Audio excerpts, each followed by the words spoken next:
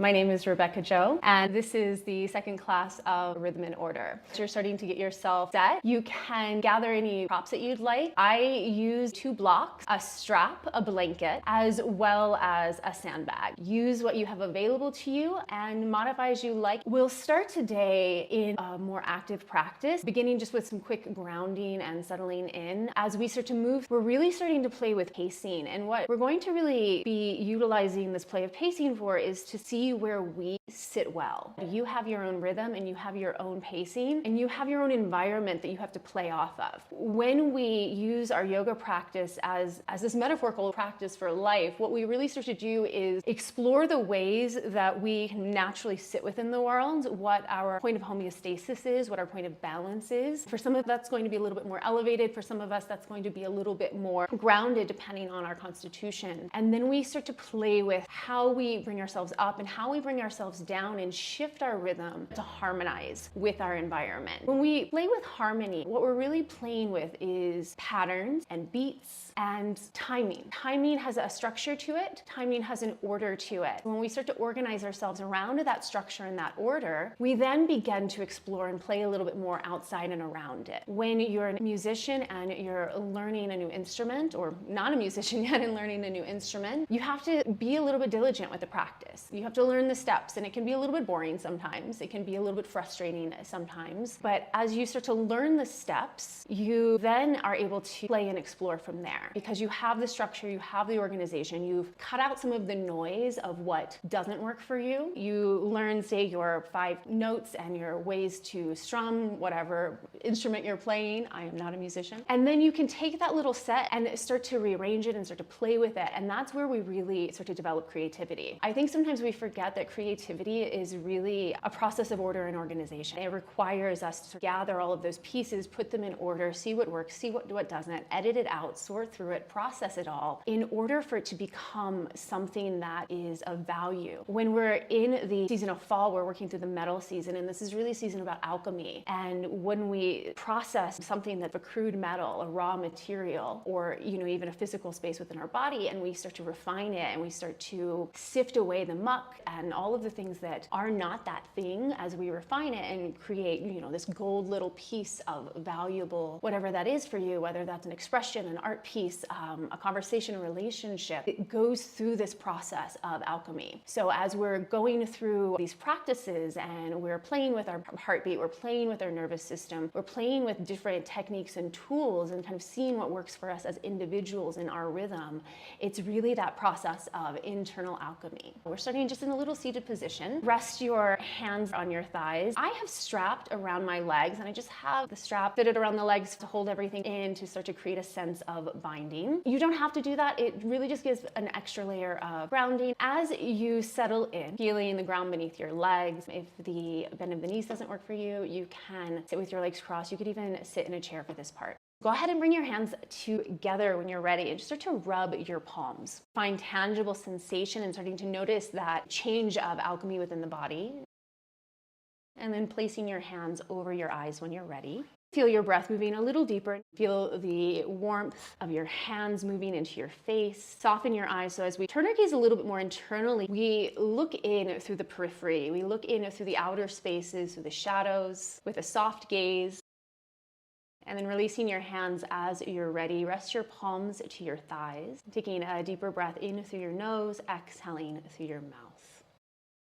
Come onto hands and knees, and you can move that block out of the way. Make our way into a plank pose. So if you do have that strap, you can leave it on. Anytime it feels cumbersome, move it out of the way. And this is the thing when we start to really learn with playing with props is when to use them and when to not, and the purpose of why we're using them. And when we're using them to support us so that we can direct our attention elsewhere, if the prop becomes the distraction, lose it. Flip your right fingertips to face back. And remember, you can always take your knees down at any point to give yourself a little break. Start to spin around. Spinning around the outer rim of the palm. A few rotations in each direction. Just actively pressing out into the strap to hold it in place.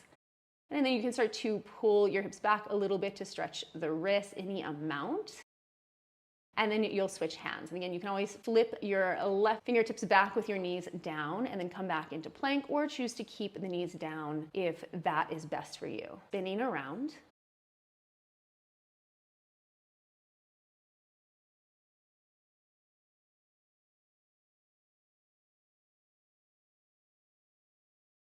And then maybe drawing the hips back, getting a little bit of stretch in the wrist if that feels appropriate for you. Finding your way back into a downward facing dog. And then shifting forward into a high plank and back into dog. Feeling that folding and unfolding of the hips.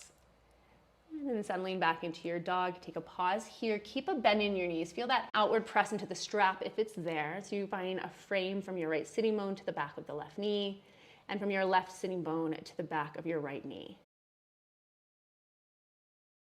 Drop your knees to the ground. Come back into your tabletop.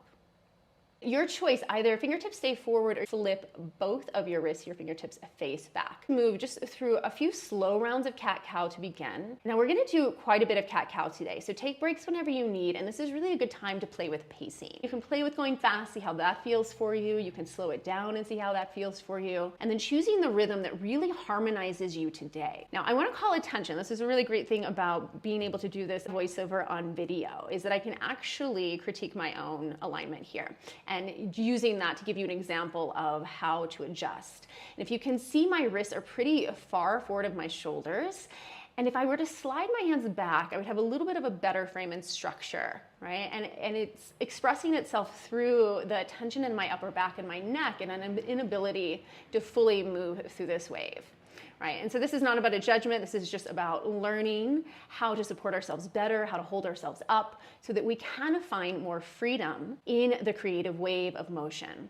And keep going with it, keep breathing. Inhale, exhale, slow it down if you need, take a break if you need. Notice all of the sensation, notice the heat building up, feel your hands and feet on the ground so you stay stable and connected and grounded. And then continuing, striking your tail up and down, rounding the spine and looking up, and then slowly coming back into neutral. Taking a pause in your tabletop, flipping your wrist round, your hands again. Flipping the back of one hand down to stretch the wrist in the other direction.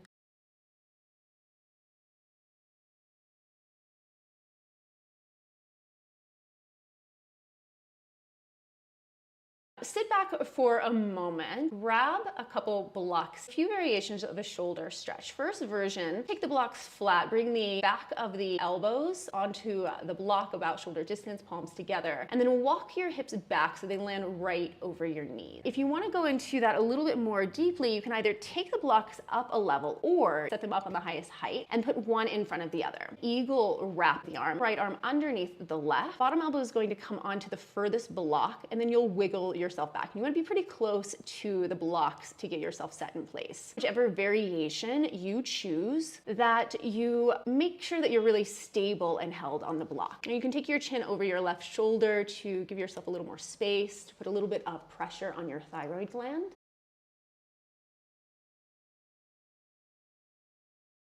Unwind if you're into that variation and switch arms. Wrapping now left arm under right. And if you are on that first version with your hands together and your elbows at shoulder distance, you can stay as you are, or you can always come into a child's pose if you want to give yourself a little bit of a break.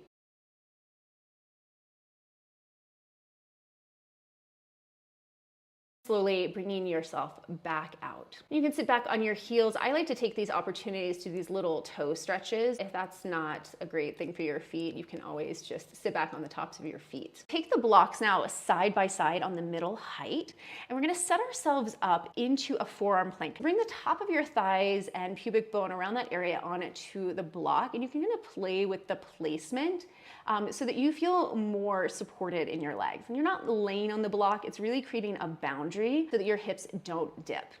Elbows underneath your shoulders, your heels over the balls of the feet so that you get yourself into position. Placing the hands underneath the shoulders, push to the ground and lift into upward facing dog. Come down into this sort of chaturanga push-up. Come to a 90-degree angle in the elbows. You can keep doing this with your fingertips forward. You can also play with your fingertips facing back so you get that revolution of the arms and the width across your collarbone. If you're happy here, I mean, it's challenging, but if you're okay here, you'll stay as you are. And if you see, I've just added a couple props. If you notice you're dropping low, block in the middle height underneath your chest, and then you use that just as a boundary. And so you're not gonna lay down on it, you're just gonna tap and come up. I've also placed a sandbag on the back of my ankles. You can use ankle weights if you have them. If you don't have a sandbag, don't worry about it. If you have a friend who's nice enough who can sit on your heels here and put a little bit of weight, you can start to get a little bit more grounding. And if you notice, it's easier for me to go faster when my legs are really stable. You could also press your feet into the wall here as another way to create a little bit of stability. Keep pumping through it, a few more rounds. And when you've had enough, you'll come back into your upward dog. Take your knees to the ground. Flip your fingertips if you turn them to face back, and set your blocks to the side. And then tucking your toes under, come back into a downward dog. And if that sandbag's there, you can just let the sandbag fall off the back of the heels. Feel the bend of your knees, your seat lifting towards the ceiling. Shorten the dog a little bit until you can start to drop your heels towards the floor. Take your right arm underneath you, reach across and grab for your outer left ankle.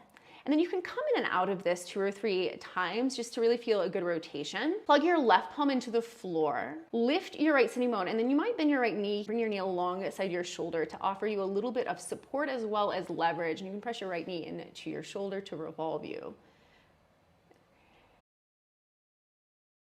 Switch sides. Now, if this is a lot on the upper body, and it can be, you can do a variation of this with your hands on the blocks. Anytime that you're putting a little bit too much pressure in the upper body, take some of the weight into the legs by bringing blocks underneath the hands. So just a few breaths, 3, 4, 5 breaths in each twist. Eventually coming back into a standing forward fold at the back of your mat. Taking a hold of opposite elbows, allowing your upper body to hang, resting your ribs on your legs, knees fitting towards your armpits, lifting the seat a little higher, dropping the head a little lower. Just taking your breath into the sides of your ribs, knowing that forward hangs can be pretty strenuous, and that's a little bit counterintuitive because it feels like it should be just really relaxing. But hanging here for a while, you might start to feel it in the legs. You can always bend the knees, you can always bring the hands to the floor or blocks. Switch the cross of your elbows when you think about it. Notice where you're feeling this a lot and where you're really holding yourself and where your mind goes as you hold these places of relative stillness, right? Knowing that we're never fully still. We're always shifting. We're always moving a little forward, a little back, a little to the side, a little to the other side, and mediating the space around us. Take a breath in through your nose and big exhale out through your mouth. Bend your knees back towards a chair. Reach your seat back towards whatever's behind you and your elbows forward until your spine comes more or less parallel to the floor. And then once you get there, you're gonna start to unfold, unhinge at the hips. Elbows up, rise to stand, and then take your arms overhead, finding a little bit of a back bend. Switch the cross of your elbows. Keep throwing your elbows up towards the ceiling as you bend your knees again, sitting down. As you get to that point where you don't think you can go any lower, start to hinge, hips back, elbows forward, take a little pause. And then rest your ribs on your thighs, knees to armpits, head heavy, elbows dropping down. Take a deep breath in, exhale out. And you're gonna switch the cross of your elbows and just repeat that. Go in your pace. You can do this a few times, folding and unfolding. And this is a lot of work. This is a lot of work for me. This is probably a lot of effort for you as well. See how that is for you. Explore it. Allow yourself to try. If you need to modify, modify. One way to modify here is to actually put a chair behind you, and you can just sit yourself all the way down, fold into yourself and unfold. And you can play with standing or not, depending on the access you have today, focusing on that energy of hinging and unhinging at the hips. Next variation, same folding and unfolding. This time interlace your fingers behind your head. Press your head back into your hands. Start to draw your elbows up towards the ceiling and think of a triangle here between your chest and your elbows pointing up. Press your feet into the ground, rise to stand. This time interlacing your fingers, palms towards the ceiling as you rise up, and then switching the interlace to cup the back of your head again. And pointing your elbows up towards the ceiling, sitting back. Resting your ribs on your thighs, knees to armpits, head heavy, and then just drop your fingertips to the floor. Notice the rise of heat again. Notice how your heart changes its beat and how your heartbeat is affected by the rhythm of the lungs, the rhythm of the breath. This time, make fist with your hands. Extend your arms forward, punch your fist forward. Same thing, folding and unfolding. Sitting down, continue to extend your fist up like you were gonna punch through the ceiling. Fold at the hips, punch forward, stick your tail back. And then fold and release. And then take a moment to hang, drop the weight of your head, and slowly roll yourself up to stand. Think of your knees going forward in space, so you stack yourself as you rise. And if you had that strap there, you could drop the strap off to the side.